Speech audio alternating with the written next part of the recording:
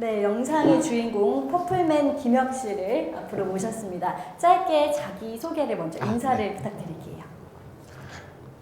네, 반갑습니다. 저는 김혁이라고 하고요. 지금 현재 34살. 나이는 제가 꼭 얘기를 합니다. 네, 그리고 지금 현재는 한국학중앙연구원이라고 하는 교육부 산하의 이제 최고의 연구기관 중에 하나인데요. 거기에서 박사과정으로 지금 공부하고 있는 중입니다. 반갑습니다. 네, 저는 영상을 보면서 지금 고등학생들이 많이 왔는데 대학생들도 있나요? 대학생들.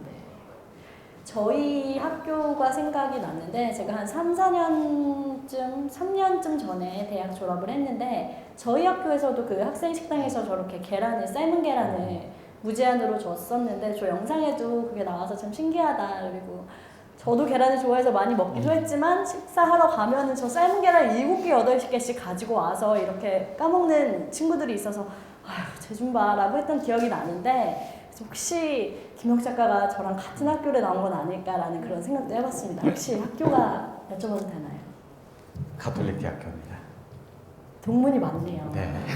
역시 그 삶은 계란을 무제한으로 주는 학교가 네, 그죠. 가톨릭 대학교밖에 없었습니다. 네. 몇 학번이시죠? 저는 06학번으로 이제 06학번이니까 저랑 심지어 학교를 같이 다니셨네요. 거의 제가 비슷한 97학번이니까 네. 그 손가락질을 당하던 그 계란을 쌓아두던 학생이 그런 김혁 작가가 그분이 많네요. 뭐 픽션이 좀 들어가기는 했지만 전 내용 자체는 그대로고요. 눈치를 네, 좀 많이 보셨죠? 많이 보시죠. 많이 좀 네. 쳐다보니까 원래 무제한으로 가져다 먹을 수 있기 때문에 다들 네. 뭐 2개씩 3개씩 먹고 하는데 10몇 개씩 먹고 하면 사실 눈치가 좀 보이죠. 최고 기록이 13개를 먹었습니다. 13개까지 드신 적이 있다고 하는데 제가 속으로 친구랑 같이 밥을 먹으러 가서 저 사람 좀 봐 라고 했던 분이 김혁 작가가 아닐까. 저를 보신 기억은 없나요? 식당에서 약간 어디선가는 봤을 겁니다. 제가 먹는데 너무 많이 정신이 팔려 있어서. 네, 그래서 오늘은 다들 이렇게 뭐 먹는 거를 좋아하죠. 그래서 그동안 저희가 이 골든벨 퀴즈나 이 한 줄 평을 북콘 썼을 때마다 받고 있는데 그때마다 상품으로 문화상품권을 드렸었는데 이번 회차부터는 외식 상품권을 또 좀 준비를 했습니다. 그래서 질문을 보내주신 분들께 그 KFC 상품권을 지급을 하는 그런 아이디어를 저기 앉아 계신 분께서 내주셨는데 이 아이디어가 적중을 해서 지난번부터 미리 질문을 좀 보내달라고 저희가 말씀을 드려도 질문을 잘 안 보내주시더라고요. 근데 외식 상품권을 지급하기로 한 이번 회차부터 질문을 많이 보내주셔서 여기 청중 질문이 많이 들어와 있습니다. 그래서 이 청중 질문 보내주신 분들께 이따 김혁 작가님께서 직접 이 상품권을 전달해 주시기로 하겠습니다. 역시 먹을 거에 힘은 대단한 것 같습니다. 네, 이 학생들이 많다 보니까 그 작가님께서도 이 학생들이 오셨기 때문에 아시겠지만 뭘 줘야지 잘 참여를 하거든요. 뭐 상품을 주고 그렇습니다. 선물을 주고 해야 잘 참여를 하기 때문에 첫 순서를 그래서 미니 골든벨 또 상품을 드리는 미니 골든벨 순서로 시작을 해보도록 하겠습니다. 네, 이 문제는 김혁 작가님께서 직접 또 준비를 해주신 문제들인데요. 첫 번째 문제는 OX 퀴즈입니다. 북한의 시장에서는 시장을 장마당이라고 하죠. 그렇습니다. 네, 북한의 장마당 시장에서는 미국의 이 달러로 물건을 구입할 수 있다. OX 손 들고 맞춰주세요. 오 정답인가요? 정답입니다. 네, 정답입니다. 살 수가 있습니다. 네, 지금 현재 일단 상품권을 전달해 제가 주셨습니다. 직접 근데 북한은 우리가 생각하기에 참 나오시네요. 폐쇄적인 사회라고 알고 있는데 네. 이 달러를 시장에서 사용할 수가 있다고 합니다. 여기 어떤 숨겨진 이야기, 공식적으로 달러를 사용할 수 있는 건가요? 공식적으로는 사용할 수가 없고요. 비공식적으로 사용을 하는데 시장 자체는 사실상 그 비공식적인 여러 가지 그러니까 법적으로는 불법적인 여러 가지 물건들이나 화폐 유통 이런 것들이 이루어지기 때문에 가능한 거거든요. 그래서 정부에서는 공식적으로 통제를 합니다. 시장에서 달러로 구입을 하거나 위안화를 가지고 물건을 사는 건 철저하게 통제를 합니다. 근데 사람들이 돈 주고 받을 때 일일이 쫓아다니면서 그걸 확인할 수 없기 때문에 사람들 사이에서는 신뢰도가 떨어져 있는 원화를 쓰기보다는 달러를 쓰는 직접. 네. 그래서 좀 비싼 물건들은 대부분 달러로 구입한다라고 보시면 될 것 같아요. 네, 근데 원화가 신뢰가 이렇게 떨어져 있는 이유가 있을까요? 가장 중요한 거는 북한의 화폐 개혁입니다. 그러니까 2009년 11월 30일에 이제 화폐 개혁을 단행을 하게 되는데 그때 그 화폐 개혁이 1대 100으로 교환을 해줍니다. 다시 말해서 내가 가지고 있는 돈이 100원이면은 신권은 이제 1원의 가치가 되는 거죠. 그렇게 이제 바꿔버리는 데다가 더 중요한 거는 한 사람이 가지고 있는 돈을 최대 10만 원까지밖에 교환을 못 해줍니다. 그러면 나머지는 다 휴지 쪼가리가 되는 거예요. 내가 100만 원을 가지고 있던 200만 원을 가지고 있던 그러면서 북한의 원화에 대한 신뢰가 주민들 사이에서 급속도로 떨어지겠네요. 그래서 지금 같은 경우에는 1달러에 약 8,250원 정도 4월 10일 가격입니다. 이거는 전문가들도 잘 모르는 거죠. 네. 그리고 이제 뭐 위안화 같은 경우에는 1,300대 1이니까 100위안에 13만 원 정도. 그리고 달러는 82만 6천 원 정도. 네, 라고 보시면 돼요. 원화랑 굉장히 차이가 큰 거죠. 그러면은 열심히 돈을 벌고 모으고 아껴 쓰고 해서 돈을 재산에 축적을 한다고 할지라도 그게 불가능하다는 그렇죠. 얘기죠. 네. 그래서 많은 사람들이 이제 그 돈을 달러나 아니면 이제 위안화를 가지고 그걸 저축을 하려고 합니다. 물론 저축은 공식적인 은행에다 안 맡기죠. 왜? 국가를 자체를 신뢰를 못하기 때문에. 그만큼 사회는 변화가 되고 있다고 보면 될 것 같아요. 네, 집에 이제 집에다 나중에, 쌓는 네, 그렇죠. 침대 밑에 이렇게 네. 모아두는. 아니면 뭐 구들장을 드러내고 그 밑에다가 차곡차곡 쌓아놓던지. 그래서 가장 최고의 북한에선 최고의 열쇠가 있습니다. 예컨대 공식적인 이름은 뭐 집 지키는 개라든지, 그렇죠? 개는 집을 지키니까요. 그리고 황금 열쇠라고 하는 얘기를 많이 써요. 네. 이걸 대상으로 이제 그렇게 얘기를 하는데 이게 바로 남편들입니다. 그만큼 남녀가 이제는 열심히 여성들이 돈을 벌기 시작하니까 네. 남성의 가치가 떨어지고 상대적으로 그러면서 남성은 집 지키는 개다. 네, 황금 열쇠. 황금 열쇠다. 네, 그런 식으로 바뀌어가는 거죠, 인식. 네. 네, 그러면 이제 또 두 번째 문제로 넘어가 보도록 하겠습니다. 한국의 의무 교육이 몇 년인가요?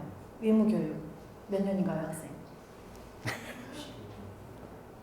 12년은 정규 교육 과정은 12년인데 의무 교육이 된 게 원래 초등학교가 의무 교육이었다가 그 후에 중학교가 의무 교육이 됐죠. 그래서 총 9년이 지금 한국에서 의무 교육으로 지정이 돼 있습니다. 그렇다면 북한의 의무 교육은 과연 몇 년일까요가 문제입니다. 1번 9년. 객관식으로 되겠습니다. 1번 9년. 주관식으로 맞추시면 9년 맞나요? 땡입니다. 땡입니다. 1번 9년, 2번 10년, 3번 11년, 4번 12년. 손을 들고 맞춰주시면 되겠습니다. 찍어도 뭐 왜 가능성이 지금 9년이 땡이라고 했으니까 3분의 1의 가능성이 남아있습니다. 4번 12년 맞나요? 11년, 3번 11년. 땡입니다. 땡입니다. 맨 앞에 학생? 4번 정답입니다. 12년. 네, 정답입니다. 이거 여기 골든벨 상품권 드리겠습니다. 아니, 맛있는 거 드십시오. 학생이 노트북을 가지고 혹시 검색을 한 게 아닌가? 그렇습니다. 네, 근데 그 한국은 지금 네. 의무교육이 9년인데 북한은 오히려 그거보다 3년이 더 긴 12년입니다. 그렇죠? 네, 기본적으로 의무 교육이라고 하는 건 누구나 학생들은 아니면 아이들은 반드시 학교에 보내야 된다라고 하는 규정이 있죠. 우리가 이제 알고 있는 익숙한. 북한도 마찬가지고요. 그 의무 교육이라고 하는 건 다시 말해서 청소년들을 타가소나 유치원, 그다음에 이제 학교에 보냄으로써 노동력의 이탈을 최대한 막는 겁니다. 그러면 다시 말해서 뭐죠? 아내는 아이를 위해서 나는 공장 일 못 나가겠어 라고 하는 얘기가 사라지게 되는 거죠. 그러면은 그만큼 노동력이 굉장히 증대가 되고 노동력이 지속적으로 굴러가겠죠. 그런 원인 과정이 의무라고 하는 것과 연결이 되어 있습니다. 아이들을 돌보는 일을 그러니까 국가가 가져감으로써 그렇죠. 이 젊은 부부는 모두 나가서 일을 해야 하는 그렇죠. 네. 그런 사정이 또 있군요. 그리고 이제 기본적으로 11년제 의무 교육이었습니다. 원래는 이제 아까 11년 얘기하신 분 없으시죠? 네. 2012년까지 11년제 의무 교육이었는데 김정은 정권이 이제 들어서고 나서 뭐를 바꿨냐면은 1년을 더 추가를 했습니다. 그래서 12년제가 되는데요. 그 1년 추가한 이유가 경제 위기 때 청소년들의 사상 교육이 제대로 안 됐기 때문에 그래서 1년을 초등과정에다가 원래는 4년이었거든요. 그 4년이라는 초등과정을 1년을 늘려서 5년 과정으로 바꾼 거죠. 그러면은 어릴 때부터 사상교육을 지속적으로 하겠다라고 하는 북한 당국의 의지가 이제 보이는 거죠. 그러니까 사실 의무교육이라는 말은 그 돈을 내고 교육을 받는 그 유상교육의 사실 반대말이라고도 볼 수 있는데 우리가 생각하기에는 그렇다면 북한은 이런 기간이 더 짧지 않을까라고 선뜻 생각할 수 있는데 사실 이런 무상교육이 더 길단 말이죠. 그러면 국가에서 무상교육을 더 긴 시간 동안 시켜주니까 남한보다 더 좋은 게 아니야? 라고 생각할 수도 있을 텐데 어떤가요? 좀 전에 말씀을 살짝 드렸지만 기본적으로 교육 과정이라고 하는 건 북한 체제의 입맛에 맞는 사람을 만들어내는 게 기본 목적이에요. 대한민국의 이제 교육법에 보면은 기본적으로 청소년 교육은 자유민주주의를 강구하는 사람으로 키워내는 게 교육의 목표다라고 이제 나와 있는데 북한의 교육 목표는 공산주의적 인간을 양성해내는 게 교육의 목표다라고 돼 있어요. 다시 말해서 북한 체제에 지금의 북한 체제를 유지하는데 알맞는 사람으로 키워내는 기간이기 때문에 그만큼 돈이 들어가는 건 그런 문제가 있죠. 체제를 유지하는 문제라는 거죠. 네, 그러면 또 이제 세 번째 질문, 마지막 고비든맨 질문을 드리겠습니다. 북한에도 고아원이 있다고 합니다. 근데 이 고아원을 부르는 이름이 북한은 좀 다르다고 하는데 북한에서는 고아원을 뭐라고 부를까요?가 질문입니다. 이것도 역시 객관식으로 제가 보기를 드리겠습니다. 1번 고아원, 똑같이 고아원. 2번 소년원. 3번 학원. 4번 관리소. 손을 들고 질문에 답을 맞춰주시는 거예요. 일단 막 찍어야 될 것 같아요. 네, 모를 막 때는 그냥 막 찍어도. 찍는 겁니다. 네. 내가 볼 때. 제가 네, 일단 여학생께 답을 듣고 몇 번일까요? 3번 학원. 정답입니다. 학원이 잘 정답이죠? 찍으셨어요. 네. 자, 북한에 드려야죠. 네, 드려야 네, 됩니다. 네. 여기 있어요. 네, 선생님 나오십시오. 네. 네. 맛있게 드십시오. 아유, 찍어도 저렇게 잘 찍을 제가 약간 이제 옆으로 살짝 세서 얘기를 하면 제가 가톨릭 대학교 때 축제 기간 있잖아요, 제가. 네. 대학교 축제 기간에 그때가 소녀시대인가 그분들이 와서 왔었죠, 네, 소녀시대. 네, 네, 네. 보셨나요? 네, 봤죠. 저도 거기 있었는데 오늘 동문을 만나서 그러니까요. 지를 발견하네요. 그때 이제 총장님 이렇게 큰 가마에다가 돼지를 돌돌 굴려서 그 바베큐라고 그러죠. 네. 그걸 이제 쏘셨던 기억도 나고 하는데 그때 당시에 그냥 표를 겠다가 막 찍어서 잡은 표가 자전거가 되더라고요. 제가 그때 자전거를 탔습니다. 네. 5등 해가지고 자전거를 탄 기억이 있는데 똑같은 것 같아요. 내가 모를 때는 찍는 겁니다. 저렇게 또 이제 딱 한 번에 나오면 다른 분들이 기회가 사라지잖아요. 네, 근데 그 북한에서는 고아원을 학원이라고 부르나요? 네. 공식적으로 북한에서는 당과 이제 김일성, 김정일이가 부모 역할을 하는데 고아원이 웬 말이냐라고 하는 논지입니다. 그래서 북한에서는 다 이제 정부가 당이 안아서 키워주기 때문에 고아가 없다라고 하는 논리를 이제 내세워요. 그래서 북한에서는 고아원이라고 하는 용어를 찾아내기가 힘듭니다. 그래서 다 애육원 뭐 이런 얘기도 학원이라고 하는 개념으로 이름이 불러져요. 그러니까 고아라는 개념 자체가 없다는 그렇죠. 거죠. 그래서 보게 되면 크게 세 가지로 구분이 됩니다. 일반적으로 우리가 많이 알고 있는 혁명학원. 그래서 그 혁명학원 계열은 1947년부터 만들어진 건데 여기에는 북한의 권력자들의 자녀들이 중심이 돼서 들어가는 곳이고요. 일종의 핵심 엘리트들을 키워내는 기초 교육기관이라고 보면 돼요. 그리고 가운데는 일반 아이들, 그러니까 진짜 부모가 양부모가 없는 친구들. 세 번째는 제가 다니는 학원인데요, 고아원인데 여기는 계부모 학원이라고 이름이 불려져요. 그래서 어느 한쪽이 친부가 아닌 이제 뭐 새어머니거나 새아빠일 때 들어가는 그런 학원이 이제 만들어지는데 나중에 꽃제비 얘기가 조금 나오긴 하겠지만 그 꽃제비랑 직간접적으로 연관이 있습니다. 아니, 직간접이라고 하면 직접적인 연관을 가지고 있는 고아원이에요, 거기가. 그래서 그걸 계부모 학원이라고 불렀어요. 이렇게 세 가지의 부류가 있는데 최근에는 좀 학원의 개념이 약간 한국이랑 비슷한 현상들이 나타나요. 외국어 학원 이런 것들이 나옵니다. 북한에서도 외국어를 배우나요? 그렇죠. 배우고 있습니다. 이를테면 어떤 외국어, 영어부터 시작해서. 제가 학교 다닐 때는 이제 러시아어하고 네. 그다음에 영어 이 두 가지를 가르쳤는데 네.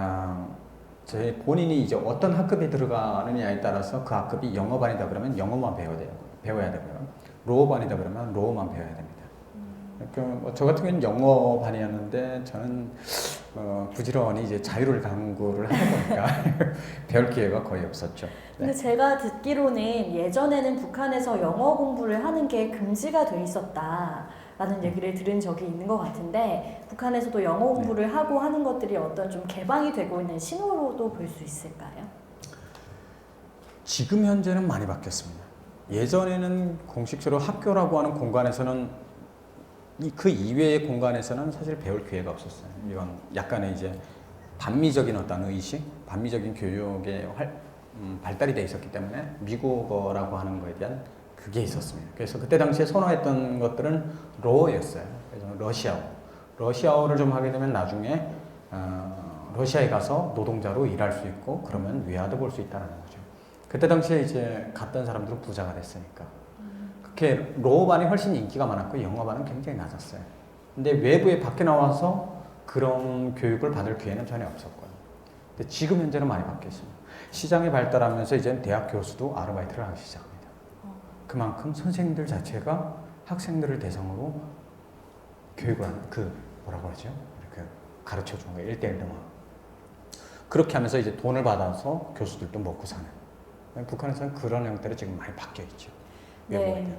그 처음에 첫 번째 질문에서 그 시장, 장마당에 대한 얘기를 했는데 우리가 시장이라는 이미지를 떠올리면 이런 막 행상에서 물건을 팔고 하는 시장을 떠올리기 쉽지만 사실 그런 대학 교수가 돈을 받고 영어를 가르치고 외국어를 가르치고 이런 것들도 다 시장이 형성된 거라고 볼 수 있을 텐데 사실 이 시장과 북한 정부의 관계가 굉장히 제가 안 좋다고 들었습니다. 그리고 우리가 시장을 표현할 때 보통 그 보이지 않는 손이 작동한다고 하잖아요. 그래서 북한 정부에서는 그걸 보이는 손으로 이렇게 조정을 하려는 노력이 많이 있을 것 같은데 이런 어떤 관리나 단속이 있나요? 기본적으로 아까 말씀드렸던 환율 교환이나 아니면 이제 외화를 가지고 이제 물건을 구입하는 현상 이런 것들을 절대적으로 통제를 하고요. 두 번째는 뭐냐면은 세금을 걷습니다. 장세. 예전에는 뭐 1원이었다면 지금은 하루에 150원 정도의 장세를 걷고요. 그러면 노동자 월급이 어느 정도냐? 2,000원입니다. 2,000원에서 2,500원 정도를 받고 좀 더 고위급으로 올라가면 3,500원 정도를 받는데 그렇게 받은 게 이제 예컨대 노동자로 이제 종사를 안 하고 반대로 시장을 가게 되면 어느 정도 버냐? 하루면은 일반 사람이 5,000원까지 벌 수가 있습니다. 그러면 쌀 1kg를 살 수 있는 돈이에요. 그럼 먹고 살 만한 거죠. 물론 좀 성공을 해야 되는 겁니다. 네, 대부분 그렇지는 못하고 이제 일반적으로 한 2,000원, 3,000원 하게 되면은 벌게 되면은 그걸 이제 옥수수 국수나 이런 걸 이제 사서 먹게 되는데 통제라고 하는 게 기존에는 시장에 어떤 음지화되어 있는 시장이라고 하는 게 그 밑에서 다양한 물건들이 돌고 화폐가 돌고 그러면은 원화 가치가 떨어지게 되고 결국엔 재정이 안 들어가죠. 이런 것들을 끌어내기 위한 하나의 방편으로 시장을 전부 국역화 만들고 그 안에 상행위를 할 수 있도록 시장 활동을 할 수 있도록 그 안에다가 모든 매대를 만들고 장세를 걷고 그리고 나이 제한이나 통제 기준으로부터 벗어나게 되면 통제해서 처벌을 하게 되고 이런 식으로 시장을 관리하고 통제하려고 하는 게 지금 북한 사회죠. 네, 근데 사실 시장이라는 게 통제하기가 참 어려운 성질을 가지고 있습니다. 그래서 북한의 시장화도 굉장히 빠르게 진행이 되고 있다고 하는데 맞습니다. 이런 시장화의 사례로는 어떤 게 있을까요? 북한의 시장이 개방된 사례? 시장이 기본적으로 제 고향을 지금 계속 저는 연구를 하고 있기 때문에 함경북도 청진이 제 고향입니다. 그래서 동해안에서는 최고의 도시 중에 하나였고요. 북한의 3대 도시 중에 하나입니다, 사실. 평양, 그다음에 남포, 여기도 굉장히 큰 항구 도시고요. 그다음에 청진, 함흥 이런 순으로 가는데 인구가 예전에는 약 80만 명 정도 됐었고요. 어마어마하게 큽니다. 그때 당시에 1990년대 초창기, 그러니까 1993년도 정도 되면은 기존에 있던 농민시장이라고 하는 것이 존재합니다. 그거는 이제 딱 보게 되면은 기본적으로 쌀을 팔 수가 없고요. 그냥 집 앞에서 나오는 텃밭에서 갖고 온 남새나 채소 이런 것들만 허용이 됐고요. 그리고 노인들만 가서 장사를 할 수가 있었어요. 구입도 노인들만 가능했습니다. 근데 그때 당시에 이제 그런 형태로 통제가 되고 관리가 돼 있던 시장이 어느 순간부터 바뀌기 시작합니다. 1990년대 중반에 되면은 경제 위기가 나타나는데 많은 사람들이 먹고 살기 힘들잖아요.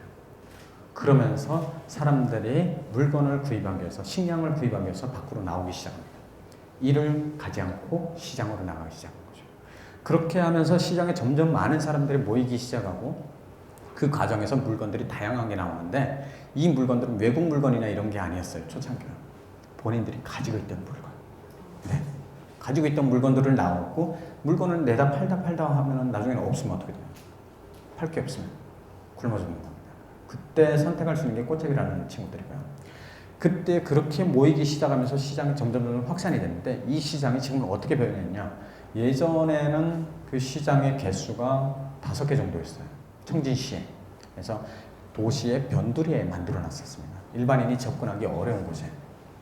이게 도시 중심으로 일단 옮기고 있고요. 그 다음에 기존에 있던 5개 시장에서 5개 시장에서 4개가 중축이 됐고요. 중축이라는 건 3배, 4배 이상씩 중축이 된 겁니다. 크기가 엄청 커진 거죠. 그리고 신축이 있어요. 8개나 만들어졌습니다. 시장에. 그럼 도시로 점점 시장이 과거에는 변두리에 있다가 도시 중앙으로 자꾸 들어오고 시장의 크기가 엄청나게 커지고요. 그 과정에서 결국에는 지금 현재는 관리라고 하는 형태로 가고 결국엔 시장을 어느 정도 받아들일 수밖에 없는 입장이라는 걸 정부도 알고 있는 거죠. 대신 관리 시스템을 최대한 만들려고 노력을 하고 있죠. 네, 그래서 지금 사실 질문 3가지를 통해서 또 다른 여러 가지 이야기들도 나왔는데 남은 시간을 통해서도 여러 가지 이야기를 나눠보기로 하고 지금 골든벨 세 문제가 나갔지만 앞으로도 또 상품권이 남아 있습니다. 저희 북콘서트의 하이라이트라고 할 수 있는 한 줄 평 시간이 있는데요. 북한 인권은 무엇이다 라는 한 줄의 문자를 여러분들께서 직접 보내주시면 되는 순서입니다. 그래서 요 파란색 그 안내 받으셨죠? 거기에 보면은 핸드폰 번호가 적혀 있는데 그 적혀 있는 번호로 문자를 이 행사가 끝나기 전에 보내주시면 됩니다. 이게 내가 한번 보내볼까 말까 고민하지 마시고 오늘 이 북콘서트를 보면서 김혁 작가의 이야기를 들으면서 북한 인권은 마치 무엇 같다는 생각이 떠오르시면 이렇게 필수적으로 의무적으로 문자를 하나씩 보내주시면 좋겠습니다. 제가 이 코너를 하이라이트라고 말씀드린 이유는 지금 저희가 3회째 진행을 하고 있는데 첫 번째, 두 번째 시간에 굉장히 시적인 이런 아름다운 표현들이 참 많이 나왔었어요. 제가 아직도 기억이 나는 건 북한 인권은 봄을 기다리는 아직 녹지 못한 눈꽃송이다. 이런 표현들이 학생들 사이에서 나왔는데 오늘도 많은 이런 참여를 기대해 보도록 하겠습니다. 시적이고 아름다운 아주 독특한 아이디어를 기다려 보도록 하겠습니다. 기대되는데요. 네. 그래서 오늘 이 김혁 작가를 모시고 이야기를 나누고 있습니다. 오늘 김혁 작가님과 얘기를 본격적으로 해보려고 하는 것은 그 꽃제비에 대한 얘기일 텐데 먼저 이 남한에 오신 지 얼마나 되셨죠? 네, 지금 14년 차입니다. 제가 2001년 9월 13일 날에 인천공항에 낮 12시에 들어왔습니다. 정확히 기억하고 계시네요. 역사적인 날이기 때문에. 네. 그럼 2001년에 들어오셨으면 그 2002년 월드컵의 열기도 이렇게 맛보셨겠네요. 못 느꼈습니다. 왜 못 느끼셨습니까? 아르바이트를 하느라고. 네, 그때 당시에 월드컵이라고 하는 거에 대한 개념 자체도 없었고요. 네. 어떤 축제인지도 잘 모르고요. 저희 아까 TV에서 나온 그 애니메이션에서 나온 사장님이 그 10만 원을 주신다고 해서 일당을 그래서 저는 포기를 하고 열심히 거기서 일을 했던 기억이. 네, 사실 2002년이 참 대한민국이 뜨거운 열기에 휩싸였을 때인데 역시 객석에서도 큰 공감이 나오지 않고 있는 건 이 친구도 역시 아마 월드컵을 잘 못 느꼈을 겁니다. 워낙 막 기어다니고 막 그러는 친구들이 여기 이렇게 앉아있기 때문에 저 맨 뒤에 이렇게 촬영해주고 계신 분이라든지 이렇게 서 계신 분이라든지는 그 열기를 익히 알고 있는데 여기 앉아 계신 학생들은 또 그렇게 잘 모를 수도 있을 것 같은데 일을 하시느라 돈을 버시느라 월드컵을 잘 보지 못하셨다는 얘기였습니다. 근데 이제 오신 지 한참 되셨는데 북한에 계실 때는 이 김혁 작가님께서 핵심 계층이셨다는 얘기를 제가 들었습니다. 근데 핵심 계층이라는 말이 우리는 남한에서는 조금 농담조로 많이 사용을 하거든요. 예를 들어서 뭐 인기 있는 친구한테 저 친구가 우리 모임의 핵심 인물이야, 막 핵심 멤버야 이런 식으로 농담조로 쓰곤 하는데 이 핵심 계층이라는 말이 실제로 딱 있는 용어라고 하더라고요. 핵심 계층은 어떤 건지 설명 좀 해주시겠어요? 기본적으로는 조금 이제 이해를 돕게서 좀 과거로 좀 내려가면은 1963년에 만들어진 겁니다. 이게 핵심 계층이 있고 동료 계층이 있고 적대 계층이 있습니다. 핵심, 동료, 적대 계층. 네. 네. 적대 계층은 일반적으로 남한 사회에서 이민을 북한으로 올라갔거나 아니면은 남한에 친척이 많거나 그다음에 옛날에 지주 출신이거나 아니면은 뭐 자본가 출신이거나 그런 사람들이 대부분 이제 적대 계층으로 분류가 됩니다. 거기에 조금 더 추가가 된다면 제일교포나 그다음에 제중교포도 포함이 됩니다. 그래서 적대 계층은 항상 감시해야 될 대상이고 언제든지 저항을 일으킬 수 있는 집단이라고 규정을 하고 있고요. 동료 계층이라고 하는 건 일반 시민이라고 하기보다는 언제든지 왔다 갔다 하는데 그냥 일반 군중입니다. 일반 민중인데 언제든지 흔들릴 수 있는 사람들을 동료 계층이라고 하고요. 핵심 계층은 북한의 분류상은 노동자, 농민, 그 다음에 근로인 대리 뭐 이런 식의 얘기를 많이 하는데 여기 이거를 다시 재분류를 해보게 되면은 핵심 계층은 주민들 사이에서 핵심 계층이라고 하는 건 결국에는 북한의 엘리트층, 권력을 가지고 있는 사람들입니다. 그리고 더 중요한 건 당원도 포함이 되고요. 그리고 이제 일반 주민들이라고 하면은 아까 말씀드린 동료 계층이라고 얘기할 수 있고 그다음에 마지막에 적대 계층이라고 한다면 제일교포나 이런 사람들을 그대로 받아들입니다. 그리고 아까 핵심 계층이라고 얘기했던 데서 분류돼서 나온 사람은 노동자 농민인 거죠. 그래서 그 사람들이 결국에는 동료 계층으로 저희가 스스로를 이제 그렇게 칭하는 거죠. 공식적으로는 완전히 다른 거죠. 근데 핵심 계층 저는 이제 규정을 다르게 내립니다. 왜냐면은 우리가 일반적으로 많은 연구자분들이 그런 얘기를 해요. 북한의 핵심 계층은 결국에 당원이다. 아까 말씀드린 것처럼 당원이 포함되죠. 근데 당원이면은 굶어 죽지 말아야 됩니다. 그렇죠? 우리가 일반적으로 상식이라면 핵심 계층이면 굶어 죽는 계층이 되면 안 된다라고 생각을 해야 되는데 당시의 경제 위기 때 1993년부터 이제 98년까지를 고난의 행군이라고 부르는데 이때 당시에 굶어 죽은 사람의 일반 주민들에 비해서 당원이 아닌 사람들에 비해서 당원인 사람들이 훨씬 많이 죽었어요. 다시 말해서 내가 정부에서 체제에서 이런 행동을 하지 말아야 된다라고 하는 것들을 차마 못하는 거죠. 그래서 많은 사람들이 굶어 죽습니다.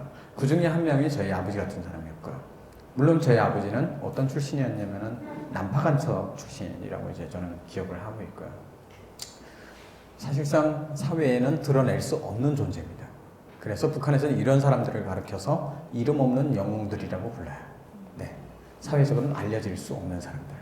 그래서 늘 숨어 있어야 되고 언젠가 죽게 되면은 그 자녀들한테 보상을 국가적인 차원에서 보상을 혜택을 주는 거거든요. 그러니까 핵심 계층임에도 불구하고 이 나라의 영웅임에도 불구하고 신분을 드러내거나 할 수는 없는 없었죠. 사람들, 네. 그 아버님 같은 분들이 그렇죠. 그런 분이셨다는 거죠. 근데 그런 분들인데 저희 아버님도 이제 당원이시니까 네. 고민을 많이 했죠. 왜 그러면 우리 아버지는 굶어 죽었어야 되나? 그때 당시에 90년대는 정부 자체가 북한 당국 자체가 사실상 통제라고 하는 기제가 굉장히 마비된 상태였어요. 이 사람이 누군지 신분 확인도 안 될 정도로 수많은 사람들이 집을 버리고 나와서 꽃제비를 떠돌다가 죽었어요. 굉장히 많은 사람들이 죽었어요. 거기에 저희 아버님이 저희를 아까 계부모학원에 넣으면서 한 얘기가 그거였습니다. 너네는 정확히 나한테 얘기한 건 아니고 제 형한테 얘기를 했는데 내가 만약 죽게 되면 내가 없게 되면은 당 세포비서를 찾아가서 아버지의 물건인 명함시계와 당증을 찾아가지고 중앙당으로 찾아가라고 했어요. 그 얘기는 다시 말해서 저희 아버님이 돌아가시면은 그 혜택을 저희가 다 받아갈 수 있다라는 거거든요. 저희는 뭐 어리니까 잘 몰랐고 저희 형이 찾아서 이제 형하고 같이 찾으러 나갔는데 나갔더니 그 당 세포비서도 굶어 죽었습니다. 그러니까 저희가 이런 얘기를 해드리는 이유는 다른 전문가분들보다도 여러분들이 훨씬 더 잘 정확히 아는 거예요. 그래서 당원이 다가 아니라 그러면은 핵심 계층을 어떻게 볼 거냐? 결국엔 당원이면서 권력을 가지고 있는 사람들이 핵심 계층이다라고 저는 규정을 해요. 네. 권력이 없으면은 없는 당원들이 수없이 굶어 죽었기 때문에. 그래서 우리는 좀 그렇게 구분을 해야 되지 않을까 네, 그 말씀하셨던 명함시계라는 게 김일성의 이름이 새겨진 시계를 말씀하시는 거죠. 네. 그 시계를 차고 있는 사람은 굉장한 그런 권력을 가지고 있고 네. 또 다른 사람이 함부로 대할 수 없는 네. 요즘 뭐 요괴워치가 유행이라고 하는데 그런 막강한 힘을 가진 그런 시계인 거죠. 네, 그 명함시계라고 하는 건 김일성이 직접 이제 하사를 하는 시계였고요. 그래서 아버님이 김일성 앞에서 훈련을 했는데, 물론 어릴 때 일하니까 전 이제 정확하진 않겠지만, 그 앞에서 이제 훈련을 했었고, 그 시범 그거를 보고 김일성이가 감동받아서 시계를 줬다라는 얘기를 제가 들었거든요.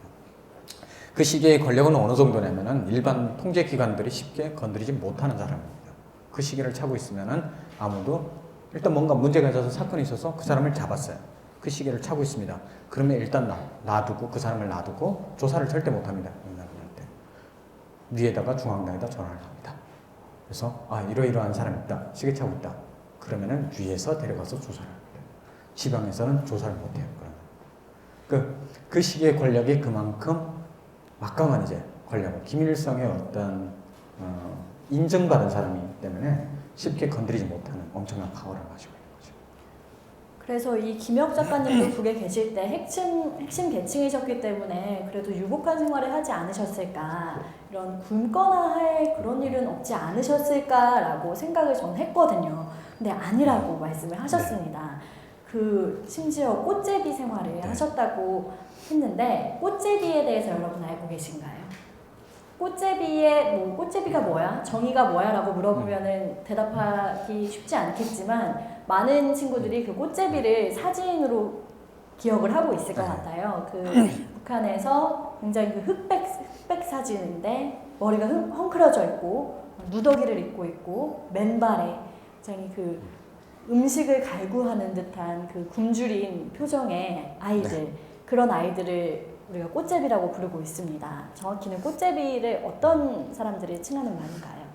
저는 그 초창기에는 청소년이 주류였어요. 성인이 이제 꽃제비 생활을 하게 되면 강력한 처벌을 받을 수 있기 때문에 성인이 감히 나가서 못하고, 물론 왜냐면 꽃제비가 음식 같은 거를 이렇게 훔쳐도 먹고 훔쳐먹고. 구걸도 하고, 대체로 이제 한 큐를 낀다라고 한다면 꽃제비는 북한의 통제로부터 벗어나 있는 사람, 또 벗어나고자 하는 사람들이에요.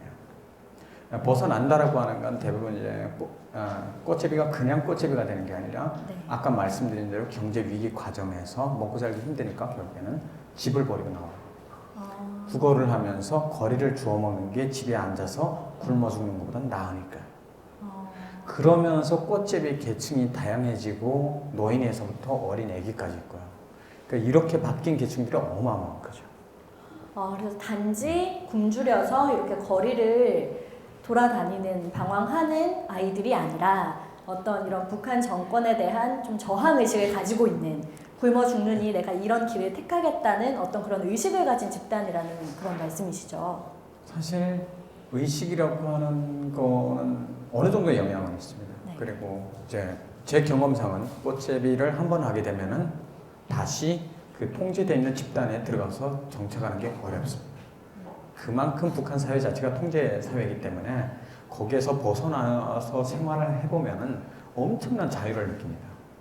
그래서 여러분들도 한번 체험을 네, 내가 늘 다람쥐 바퀴처럼 이렇게 계속 다람쥐 쳇바퀴 돌리듯이 일상이 계속 반복이 되고 똑같이 된다. 가끔 한 번씩 일탈하면 진짜 재미있거든요. 네, 어쨌든 제 그 책 제목의 이름이 그래서 만들어진 겁니다. 소년 자유로움시다 라고 하는 이유가 바로 그 꽃제비 생활을 경험하면서 나는 왜 끊임없이 거기에서부터 벗어나고자 했는가 라고 하는 생각에서 나타난 결국에는 자유였더라고요. 그때 당시에 이게 자유다 이런 표현을 못 씁니다. 그리고 그런 표현에 대해서 익숙하지도 않았기 때문에 나가서 그냥 자유롭고, 내가 경찰한테 안 잡히고 동물원에 가고 싶으면 동물원에 가고, 바닷가에 나가서 해변에 가서 헤엄치고 그러면 얼마나 신나요. 그게 너무 좋았다는 거죠. 그것 때문에 사실상 복귀를 해야 되는데 복귀도 제대로 못했고 꾸준히 도망쳐 나오고 이랬던 기억이 있었죠. 네, 사실 그 북한에 대해서는 말씀하신 대로 전문가들보다, 그리고 북 안에 있는 사람보다 이 여기 앉아 있는